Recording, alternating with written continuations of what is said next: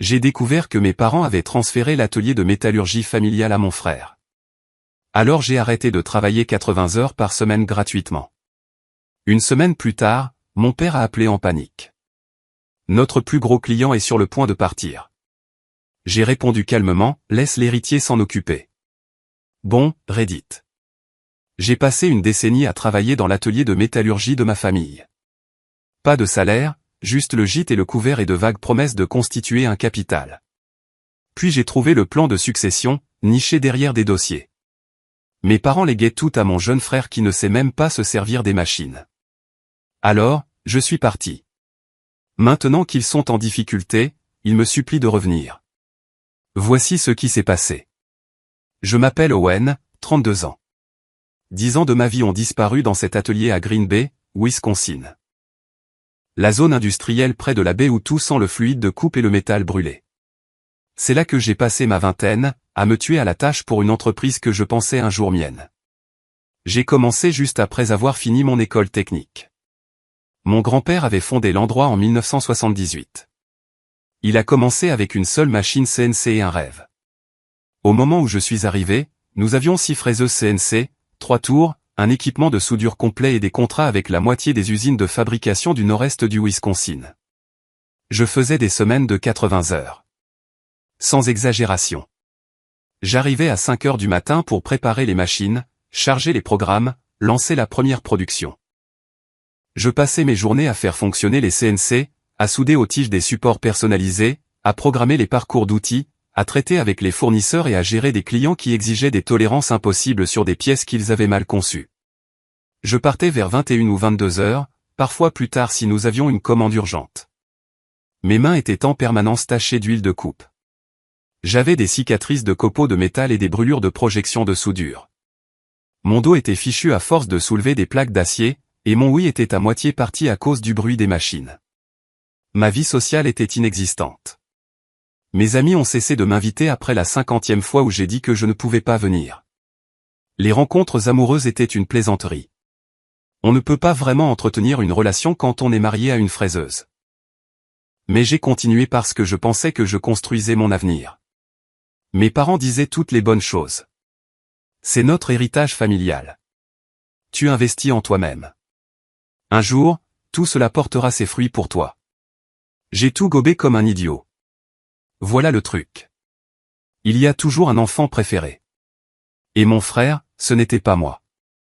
Mon frère maçonne a 3 ans de moins que moi, 29 ans maintenant. Il débarquait vers 10h30, prenait un café à la machine sophistiquée que mes parents avaient achetée pour le bureau, passait 1 heure à faire défiler son téléphone, répondait peut-être à 1 ou 2 emails, puis disparaissait pour un déjeuner de 2 heures. Il revenait vers 15 heures, traînait dans le bureau climatisé, puis se barrait à 16h30.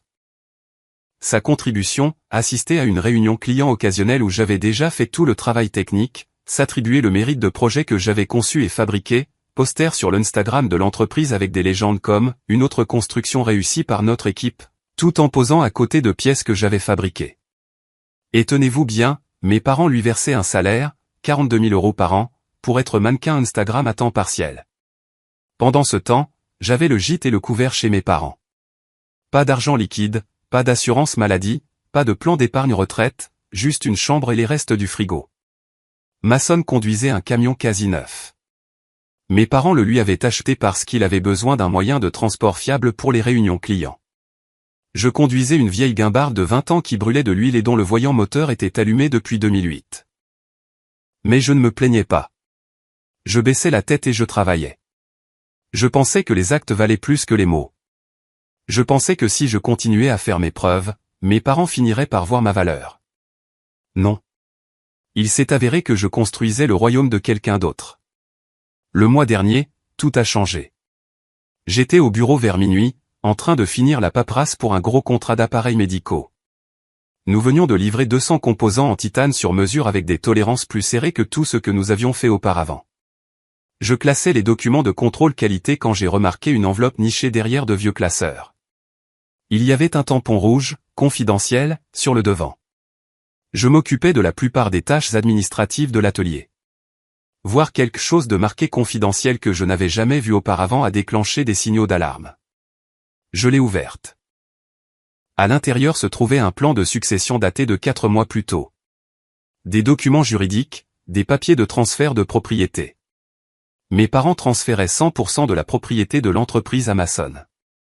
Mon nom n'apparaissait nulle part, sauf sur la liste des employés.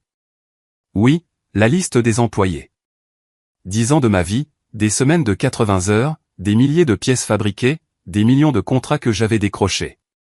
Et selon ces papiers, je n'étais rien, juste de la main-d'œuvre. Je suis resté là, à le lire et le relire. L'atelier était silencieux, à l'exception du bourdonnement du déshumidificateur. La colère est venue en premier. Ce sentiment de brûlure dans la poitrine quand on réalise qu'on s'est fait avoir. Puis est venue la tristesse, quand on comprend que ses propres parents ont regardé tout ce qu'on a fait et ont décidé que ça ne valait rien. J'ai pensé à tous ces matins où je me suis traîné hors du lit à 4h30. Tous les week-ends que j'ai passés à l'atelier pendant que tout le monde était à Lambeau Field. Les amis qui ont arrêté d'appeler, les relations qui n'ont jamais eu lieu, la vie que j'avais abandonnée, les sacrifices. Et ils avaient décidé que Mason le méritait. Mason, qui ne pouvait pas programmer une CNC pour sauver sa vie. Mason, qui ne connaissait pas la différence entre l'aluminium 6061 et 7075. Le gars qui n'avait probablement jamais passé plus de 30 heures dans l'atelier en une semaine. J'ai emporté les documents à la maison, je n'ai pas dormi, je suis juste resté assis dans ma chambre à fixer le plafond, rejouant chaque moment. Vers 3 heures du matin, j'ai pris une décision. C'en était fini. Le lendemain matin, je me suis levé à mon heure habituelle, je suis allé à l'atelier comme toujours, mais au lieu de démarrer les machines, je me suis assis au bureau et j'ai rédigé ma démission sur le papier à en-tête de l'entreprise. Je démissionne. Bonne chance pour faire tourner cet endroit sans moi. Vous en aurez besoin. J'ai laissé la lettre sur le bureau de mon père, j'ai pris mes outils personnels, le vieux casque de soudure de mon grand-père qu'il m'avait donné quand j'ai commencé, et une photo de lui et moi de ma première semaine. Puis je suis sorti, je suis parti en voiture alors que le soleil se levait sur la baie. Pour la première fois en 10 ans, je n'avais pas à être quelque part à 5 heures du matin. Je n'avais de compte à rendre à personne. C'était à la fois terrifiant et libérateur. J'ai squatté chez mon pote Adam. Il avait un canapé et n'a pas posé trop de questions. J'ai passé mon temps à essayer de comprendre quoi faire ensuite. À 32 ans, sans véritables économies et avec une décennie de travail non rémunéré, mes options me semblaient limitées. Puis, exactement 8 jours après ma démission, mon téléphone a sonné. Mon père. Sa voix était tendue, presque paniquée. Owen, tu es sérieux? Où es-tu passé? On a besoin de toi tout de suite. Le compte de Précision Dynamics. Ils menacent de se retirer. Ils disent que la qualité a baissé et que personne ne répond à leurs questions techniques. On ne peut pas se permettre de les perdre. Précision Dynamics, notre plus gros client, un fabricant d'appareils médicaux. Il représentait environ 40% de notre chiffre d'affaires. Travail de haute tolérance, pièces complexes, spécifications exigeantes. J'avais bâti cette relation sur 4 ans. J'ai laissé le silence s'installer un instant. Une semaine plus tôt, je me serais précipité pour tout arranger. Mais plus maintenant. Laisse Mason s'en occuper, ai-je dit calmement. C'est le propriétaire maintenant, non? Je suis sûr qu'il trouvera une solution. J'ai raccroché avant qu'il ne puisse répondre. Mon cœur battait la chamade, mais je ne me sentais pas coupable. Mais raccrocher au nez de mon père n'était pas la fin. Ce n'était que le début. Mon téléphone a explosé après cet appel. Ma mère. Mon père à nouveau. Des SMS de Mason qui commençaient par « C'est quoi ton problème ?» et qui ont escaladé jusqu'à « Tu vas le regretter ». Je les ai tous ignorés. Adam est entré dans le salon. Tout va bien, mec? Ouais, juste ma famille qui réalise qu'elle ne peut pas faire tourner son entreprise sans moi. Il était temps que tu te sortes de cette situation, a-t-il dit. Ça fait des années que je te vois te tuer à la tâche pour cet atelier. Pourquoi? Pour rien. Adam était électricien syndiqué, gagnait bien sa vie, avait des avantages, travaillait ses 40 heures et rentrait chez lui. Il me disait depuis des années que je me faisais avoir. 3 jours plus tard, je prenais un repas dans un petit restaurant de l'est de la ville quand j'ai vu mes parents entrer. Ma mère m'a repéré la première. Son visage a traversé environ 5 émotions différentes. La surprise, la colère, quelque chose qui aurait pu être de la culpabilité, puis juste de la froideur. Ils se sont approchés de ma banquette. Mon père est resté debout, essayant de me dominer de sa hauteur comme si ça allait me faire rentrer dans le rang. « On doit parler ?» a-t-il dit. « Pas vraiment », ai-je répondu, en me concentrant sur mes œufs. « Tu te comportes comme un enfant, Owen. L'entreprise a besoin de toi. Ta famille a besoin de toi. C'est drôle. » Le plan de succession ne mentionnait rien sur le fait que j'étais nécessaire.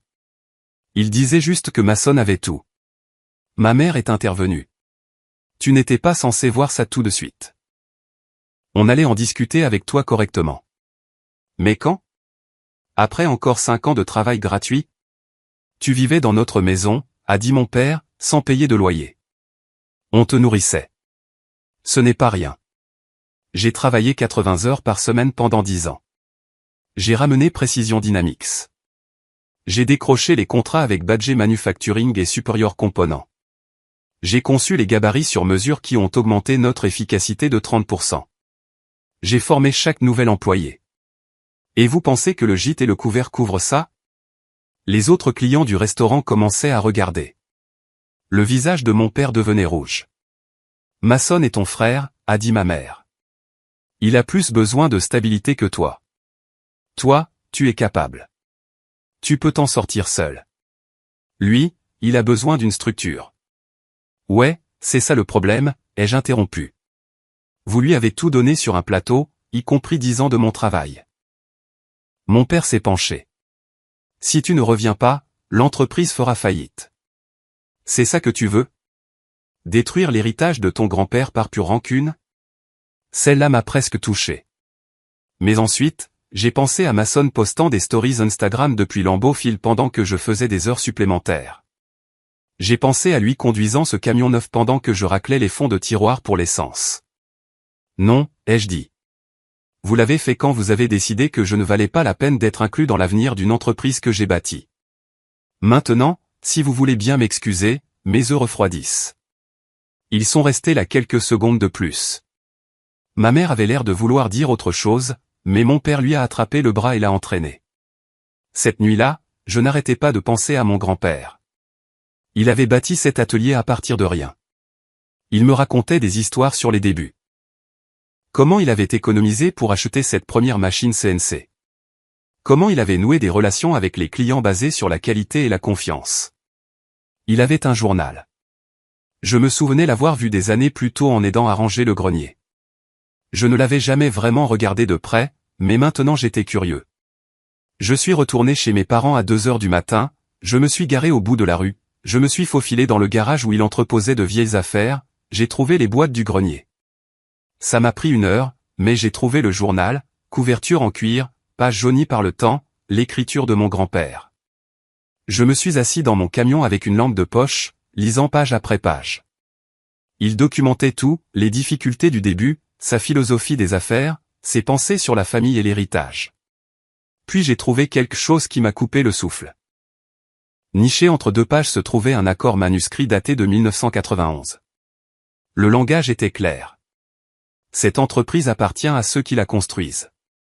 Quiconque donne sa sueur et son talent pour faire tourner cet atelier mérite de partager son succès. Personne ne devrait s'approprier le travail d'un autre. Mon grand-père avait voulu l'équité, la justice. Il avait voulu que l'entreprise revienne à celui qui faisait réellement le travail, pas seulement à celui qui était le favori. J'ai pris des photos de chaque page avec mon téléphone.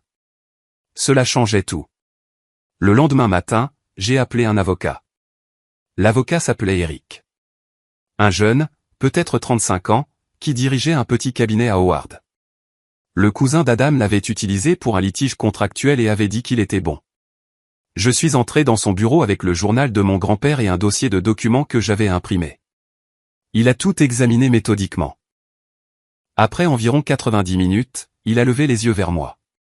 Cet accord de votre grand-père, a-t-il dit en tapotant le journal, ce n'est pas un document juridique formel, mais il établit clairement l'intention du fondateur.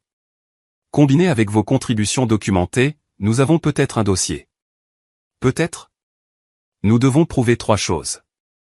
Premièrement, que vous étiez le principal moteur du succès de l'entreprise. Deuxièmement, que le plan de succession actuel viole les souhaits documentés de votre grand-père. Troisièmement, que votre frère est inapte à diriger l'entreprise. La troisième partie ne sera pas difficile, ai-je dit. Eric a souri. Nous avons besoin de preuves, cependant. Tout ce que vous pouvez obtenir. Témoignages de clients, dossiers financiers, preuve que l'entreprise dépendait spécifiquement de vous. Je pourrais avoir quelque chose là-dessus, ai-je dit. J'ai passé la semaine suivante à rassembler des preuves comme si ma vie en dépendait. J'ai fouillé dans de vieux emails que j'avais sauvegardés. J'ai trouvé des messages de clients louant spécifiquement mon travail. Un de l'ingénieur de précision Dynamics, Owen, votre souci du détail sur ces pièces est la raison pour laquelle nous revenons sans cesse. Vous comprenez nos spécifications mieux que quiconque. Un autre de Badger Manufacturing, nous avons essayé 3 autres ateliers avant de vous trouver. Les connaissances techniques d'Owen ont résolu des problèmes que nos propres ingénieurs ne pouvaient pas comprendre. J'ai fait des feuilles de calcul montrant la croissance de l'entreprise au cours de mes 10 ans par rapport à la décennie précédente. Le chiffre d'affaires avait presque triplé.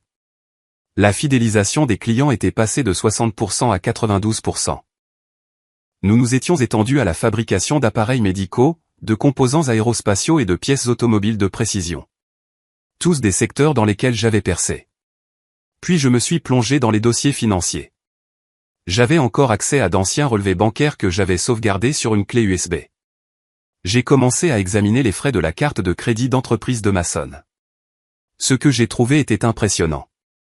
Je veux dire, impressionnamment criminel. Mason avait utilisé la carte de l'entreprise comme son distributeur de billets personnels. Des frais chez Coles, Best Buy, des restaurants loin de nos clients. Des abonnements pour les matchs des Packers marqués comme divertissement client, même si nous avions des emails prouvant que ces clients n'avaient pas assisté. Un voyage de 5 jours à Door County facturé comme une conférence d'affaires pendant une semaine où aucune conférence de l'industrie n'avait lieu. Mon préféré était un système de cinéma maison de 3 700 € livré à son appartement, répertorié comme équipement de bureau. J'ai tout organisé, fait des copies, tout apporté à Eric. Il a sifflé quand il a vu les preuves financières. C'est significatif, Owen. Il s'agit de responsabilité fiduciaire. Si nous pouvons prouver que votre frère a détourné des fonds de l'entreprise, cela renforce notre argument selon lequel il est inapte à posséder l'entreprise.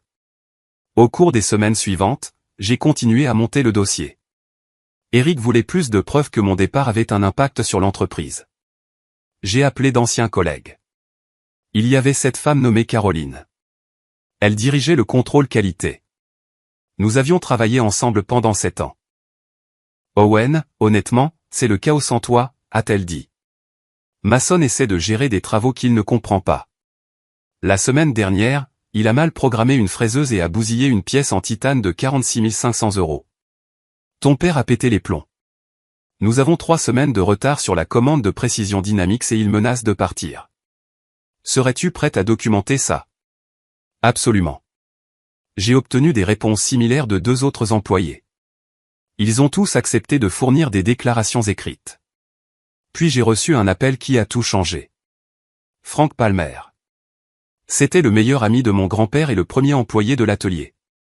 Retraité depuis 5 ans, mais il vivait toujours à Green Bay. Owen, j'ai entendu ce qui se passe avec tes parents et l'entreprise. Ouais, c'est le bordel, Frank. Ton grand-père aurait honte d'eux. Il m'a spécifiquement dit qu'il voulait que cet atelier revienne à celui qui y mettait du sien. C'était toute sa philosophie. Il l'a écrit, en fait, dans son journal. Je l'ai trouvé. Bien. Ce journal a du poids. Écoute, j'ai quelque chose qui pourrait t'aider. Frank vivait dans une petite maison près de l'aéroport. Je suis passé cet après-midi-là. Il m'attendait sur son Porsche. Il m'a conduit à son atelier de garage. Je fais le tri dans de vieilles affaires. J'ai trouvé ça. Il m'a tendu une boîte de photographie. Des photos des débuts de l'atelier. Mon grand-père opérant cette première machine CNC. Puis des photos au fil des ans, dont des dizaines de mon époque. Ton grand-père les a prises lui-même, a dit Frank. Tu remarqueras quelque chose sur ces photos de tes années. J'ai regardé. Photo après photo, on me voyait travailler, faire fonctionner les machines, souder, programmer, rencontrer des clients. Dans beaucoup d'entre elles, mon grand-père était en arrière-plan, me regardant travailler avec une expression fière. Il savait que tu étais le bon, a dit Frank. Il me l'a dit plusieurs fois. Frank, disait-il, Owen là. Il a l'éthique de travail, la compétence, le dévouement. J'ai senti une boule dans ma gorge. Pourquoi ne l'a-t-il pas mis par écrit alors? Le rendre officiel? Il l'a fait. Ou il a essayé. Il travaillait sur des documents de succession mis à jour juste avant de mourir. Il avait un rendez-vous avec son avocat de prévu, mais la crise cardiaque l'a eu avant. Tes parents ont dû imposer leur propre plan après. Frank a sorti une dernière chose. Un vieux dossier. Ce sont des contrats que ton grand-père a signés, remontant à 30 ans. Regarde le langage dans les premiers par rapport au dernier. J'ai regardé les contrats. Frank avait raison. La progression était claire. Mon grand-père avait construit quelque chose de plus équitable. Eric a presque sauté de sa chaise quand je lui ai montré les nouvelles preuves. C'est exactement ce dont nous avions besoin. Les photos établissent un schéma clair. Les intentions notées de votre grand-père, soutenues par le témoignage de son ami, donnent du poids à l'entrée du journal. Nous ne plaidons plus seulement sur l'héritage. Nous plaidons sur le respect des souhaits documentés d'un fondateur. Il a exposé le plan. Nous allions intenter une action en justice pour invalider le plan de succession sur la base de l'accord de mon grand-père. Nous allions argumenter que j'étais l'héritier légitime sur la base de mes contributions. Et nous allions utiliser la mauvaise gestion financière de Mason comme preuve qu'il ne devrait pas être aux commandes. Mais Owen, je veux que tu comprennes quelque chose, a dit Eric. Ça va devenir moche. Ta famille va se battre. Ils vont essayer de te peindre comme avide ou vindicatif. Es-tu prêt pour ça? J'y ai réfléchi quelques secondes. 10 ans de ma vie, des semaines de 80 heures, pas de salaire, pas de reconnaissance. Ouais, j'étais prêt. Faisons-le, ai-je dit. Il a intenté le procès 2 jours plus tard.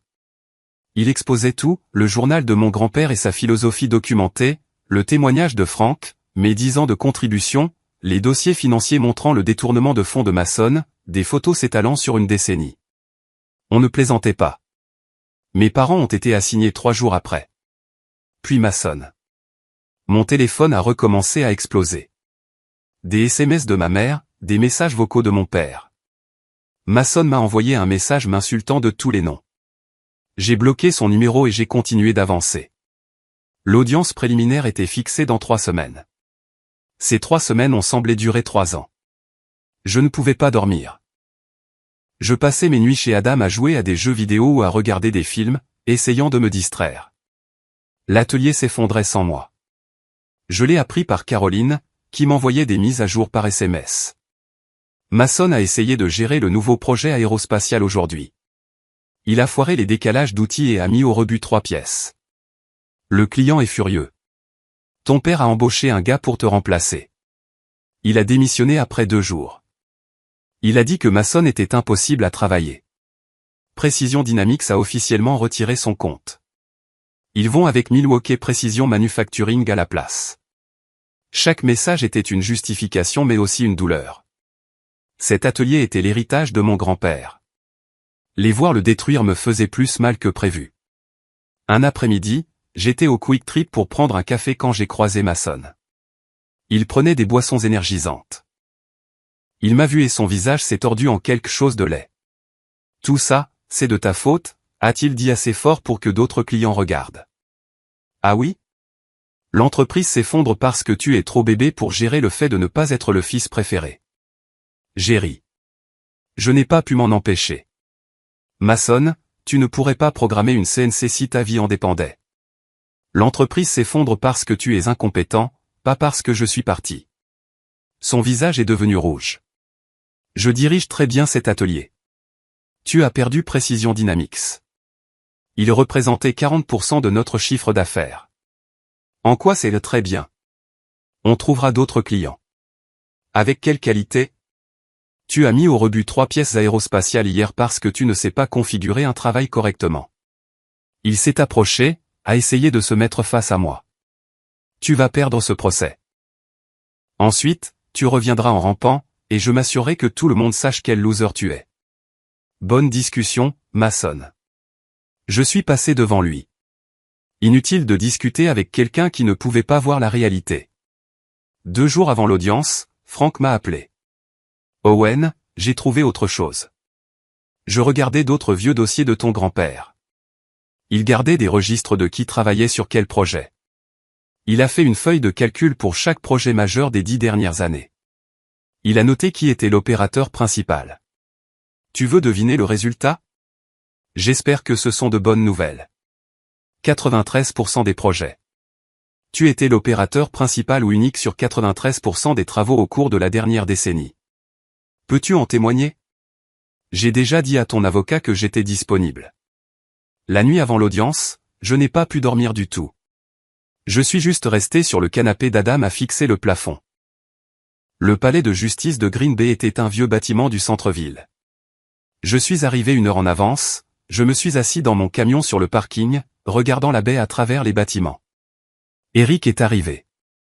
Nous avons tout revu une dernière fois. L'avocat de ta famille va essayer de te faire passer pour aigri. Ne leur donne pas de munitions. Sois professionnel. Mes parents et ma sonne sont arrivés juste avant le début de l'audience. Ils avaient un avocat de Milwaukee avec eux. Nous sommes tous entrés dans la salle d'audience. La juge était une femme plus âgée, peut-être 60 ans, avec des cheveux gris courts et des lunettes de lecture. La juge Denise Porter. Elle avait l'air sévère mais juste. L'audience a commencé. Eric a parlé en premier. Il a tout présenté, le journal de mon grand-père, le témoignage de Frank sur ses intentions, et l'analyse statistique, les photos, les témoignages de clients, les déclarations d'employés. Puis il a montré les preuves financières, les frais de la carte de crédit de Mason, 70 000 € de dépenses personnelles sur 3 ans. Chaque reçu a grandi à l'écran. La salle d'audience s'est tue. Votre honneur, ces dépenses ont été imputées au compte de l'entreprise sans aucun but commercial légitime, a déclaré Eric. Électronique personnelle, divertissement, voyage sans rapport avec une activité commerciale. Les échanges se sont poursuivis, chaque accusation que leur avocat tentait de justifier, Eric la démantelait avec des documents. Puis sont venus les témoignages. Je suis passé le premier. Eric m'a interrogé sur mon histoire avec l'entreprise, ma relation avec mon grand-père, mes contributions. Je croyais que je construisais quelque chose, ai-je dit. Je pensais que mon travail comptait. Quand j'ai trouvé le plan de succession, j'ai eu l'impression que toute ma vie d'adulte avait été un mensonge. Leur avocat m'a contre-interrogé, essayant de faire croire que j'étais juste en colère. J'avais 22 ans quand j'ai commencé, ai-je dit. Je faisais confiance à mes parents. Ils disaient que je constituais un capital, que c'était une entreprise familiale et que nous en profiterions tous. Je ne pensais pas avoir besoin d'un contrat avec ma propre famille. Mais vous n'avez jamais demandé de documents de propriété. Non, parce que je leur faisais confiance. La juge a pris une note. Frank a témoigné ensuite. Il a parlé de son travail avec mon grand-père pendant 30 ans. De la façon dont mon grand-père appréciait le travail acharné et l'équité. Le grand-père d'Owen m'a dit directement à plusieurs reprises qu'Owen était l'avenir de cet atelier. Mason a pris la barre après ça. Leur avocat lui a posé des questions faciles.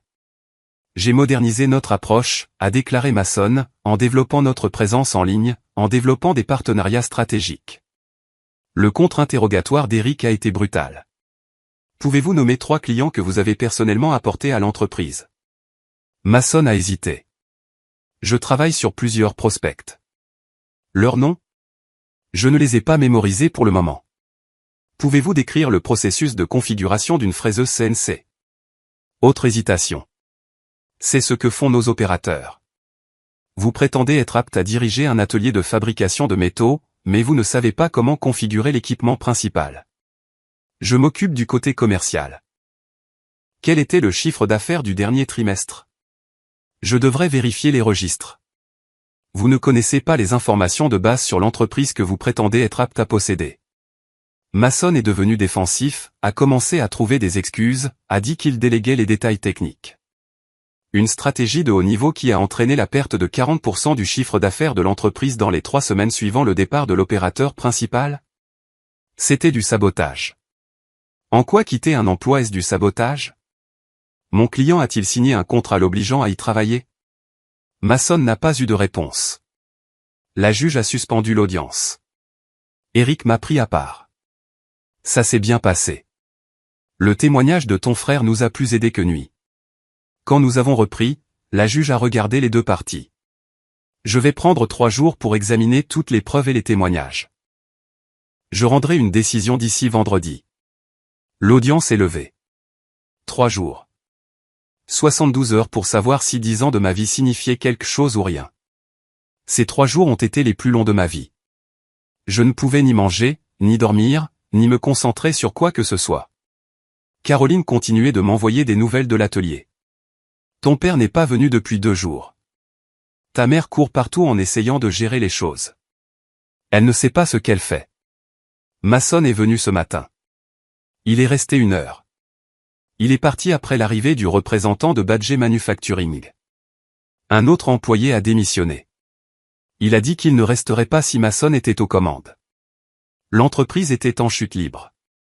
Une partie de moi se sentait justifiée, mais une autre partie était triste. Mon grand-père avait bâti quelque chose de réel, et il le détruisait par incompétence. Le vendredi matin est arrivé. Eric m'a appelé à 7 heures. Sois au palais de justice à 9 heures. La juge Porter est prête à rendre sa décision. Je suis arrivé en avance. Puis Adam est arrivé. Je pensais que tu voudrais du soutien. Tu n'étais pas obligé de venir. Si, je le devais. Tu es mon ami. Nous sommes entrés ensemble au palais de justice. Mes parents et Masson étaient déjà là avec leur avocat. Ils avaient l'air fatigués, stressés. Ma mère avait pleuré. Frank est arrivé juste avant que nous entrions, m'a serré fermement la main. Ton grand-père serait fier, Owen. Quoi qu'il arrive là-dedans. Nous sommes entrés dans la salle d'audience. La juge Porter est entrée, portant une pile de papier. Son visage était impassible. J'ai examiné toutes les preuves et témoignages présentés dans cette affaire, a-t-elle commencé. Cela implique des questions complexes de succession d'entreprise familiale, d'intention du fondateur et de responsabilité fiduciaire. Mon cœur battait à tout rompre. Le grand-père du plaignant a clairement documenté sa philosophie sur la propriété de l'entreprise. Bien que son entrée de journal ne soit pas un document juridique formel, elle établit une intention claire du fondateur. Combinée avec le témoignage de l'associé de longue date du fondateur et la progression documentée vers la participation des employés, les souhaits du fondateur sont évidents. Elle a fait une pause. Les preuves des contributions du plaignant sont accablantes. Les témoignages de clients le créditent spécifiquement et de manière constante. Les déclarations des employés confirment son rôle d'opérateur principal. L'analyse statistique montre qu'il était responsable de 93% de la production au cours de la dernière décennie. Son départ a entraîné un effondrement opérationnel immédiat. Ces éléments démontrent que le plaignant était l'opérateur fonctionnel et le moteur du succès de l'entreprise. Je sentais l'espoir grandir. Concernant l'aptitude du défendeur à diriger l'entreprise, je trouve les preuves profondément préoccupantes. Le visage de Masson était rouge. Ma mère paniquait. Par conséquent, je statue en faveur du plaignant. Le plan de succession transférant 100% de la propriété au défendeur est invalidé car contraire à l'intention documentée du fondateur et inéquitable compte tenu des contributions du plaignant. Je ne pouvais plus respirer. Cependant, étant donné l'état actuel de l'entreprise, y compris une dette importante, une détérioration opérationnelle et la perte de clients majeurs, j'ordonne la vente de l'entreprise. Le produit de la vente sera divisé à parts égales entre les 2 enfants après règlement des dettes et des dépenses inappropriées du défendeur. Le marteau est tombé. J'avais gagné. Nous sommes sortis en silence. Mes parents sont partis rapidement. Masson m'a lancé un dernier regard haineux, puis est parti en trombe. Eric m'a serré la main. Félicitations, Owen. C'est une victoire aussi claire que tu pouvais l'espérer. Qu'est-ce qui se passe maintenant? L'entreprise va être évaluée et mise sur le marché. Ça pourrait prendre quelques mois.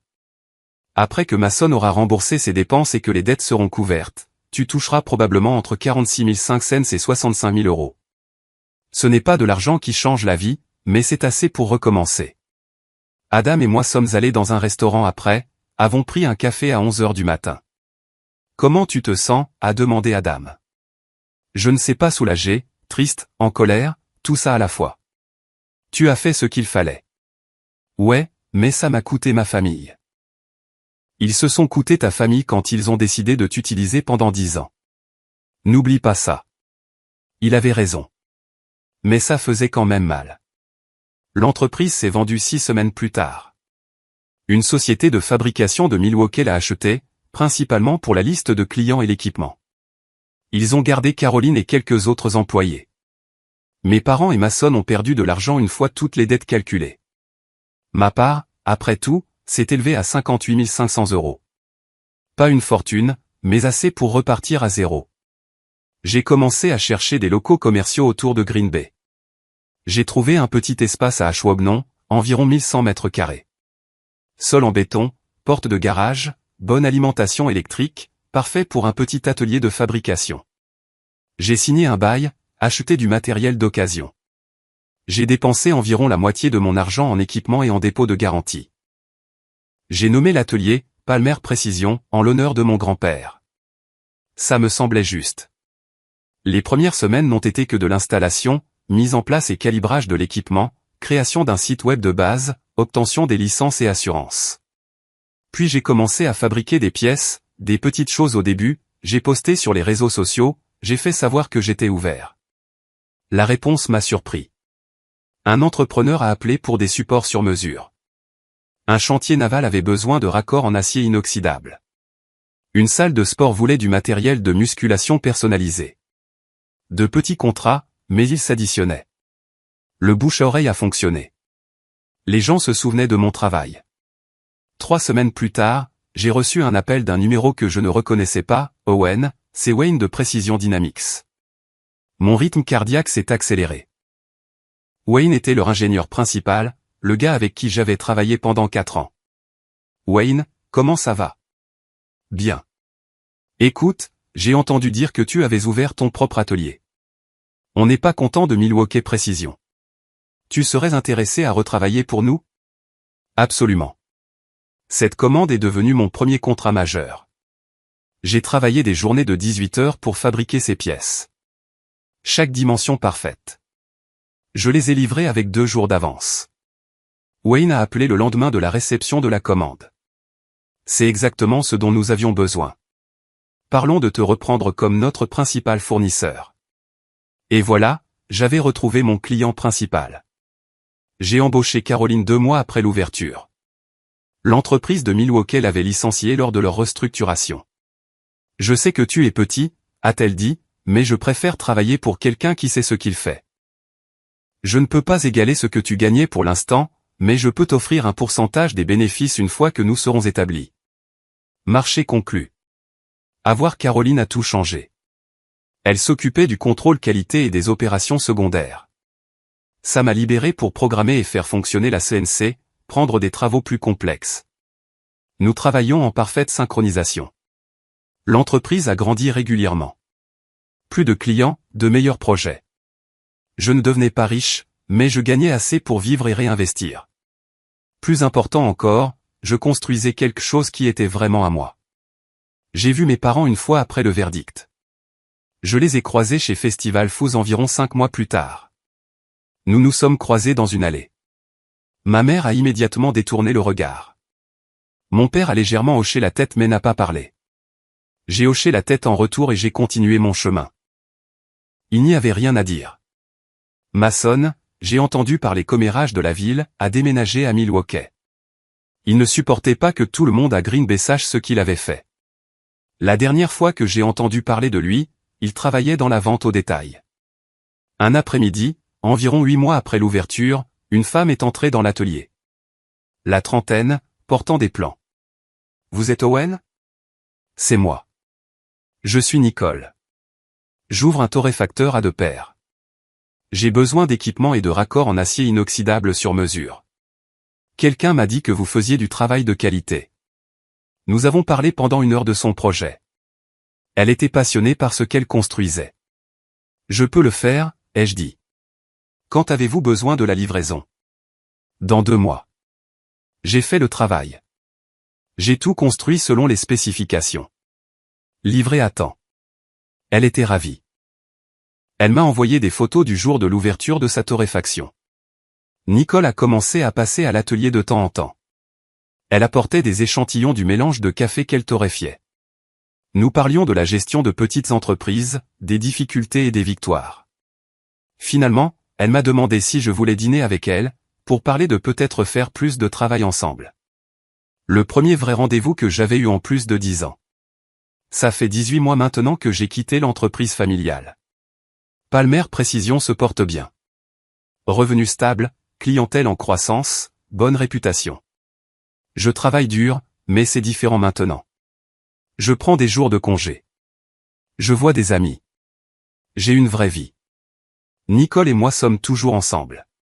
Son torréfacteur est florissant. Parfois, nous parlons de notre avenir, de ce que nous construisons ensemble. C'est agréable d'avoir quelqu'un qui comprend ce que c'est que de construire quelque chose à partir de rien. Ma relation avec mes parents est pratiquement inexistante. Nous ne nous parlons pas, ne nous voyons pas. Une partie de moi aimerait que ce soit différent, mais une plus grande partie sait qu'ils ont fait leur choix. Je pense souvent à mon grand-père, je me demande ce qu'il penserait de tout ça. Parfois, je sors son journal et je lis ses écrits. Tard le soir dans mon atelier, je sens sa présence, comme s'il était là avec moi, hochant la tête en signe d'approbation. Cet atelier n'est pas son usine. Il est plus petit, plus récent, mais il est à moi. Construit de mes mains. Personne ne peut me l'enlever. 18 mois se sont transformés en 2 ans. Puis 2 ans et demi. Palmer Précision a continué de croître. J'ai embauché 2 personnes de plus. Un jeune nommé Cory, fraîchement sorti de l'école technique, qui me rappelait moi-même à cet âge, et Tommy, un machiniste à la retraite qui s'ennuyait. Nous formions une équipe solide. L'atelier ne survivait pas seulement. Il prospérait. Puis un mardi matin, j'ai reçu une bombe. Je programmais un parcours d'outils quand mon téléphone a sonné. Numéro inconnu. Owen Palmer à l'appareil. Ici Andrew Harland. Je suis le propriétaire de Harland Manufacturing. Nous avons acheté l'ancien atelier de votre famille il y a environ 2 ans. J'ai senti un drôle de nœud dans mon estomac. D'accord. Je vais être direct. Nous fermons cette installation. Ce n'a été que des problèmes depuis que nous l'avons acheté, mais j'entends de bonnes choses sur votre opération. Je voulais savoir si vous seriez intéressé par l'acquisition de matériel avant que nous vendions tout aux enchères. Quel genre d'équipement? Il y a un tour CNC plus récent, à peine utilisé. Du matériel de soudure, quelques gabarits et fixations. Je sais que vous avez probablement une histoire avec cet endroit. J'ai pensé vous donner la première option. Je suis passé cet après-midi-là. L'atelier avait l'air différent, plus vide, mais il y avait encore du matériel, y compris la fraiseuse CNC originale de mon grand-père des années 80.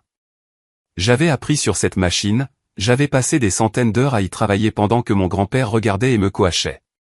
Elle était obsolète par rapport aux normes modernes, mais la voir là m'a fait un drôle d'effet. Cette vieille fraiseuse, ai-je dit à Andrew, elle n'est pas sur votre liste de vente.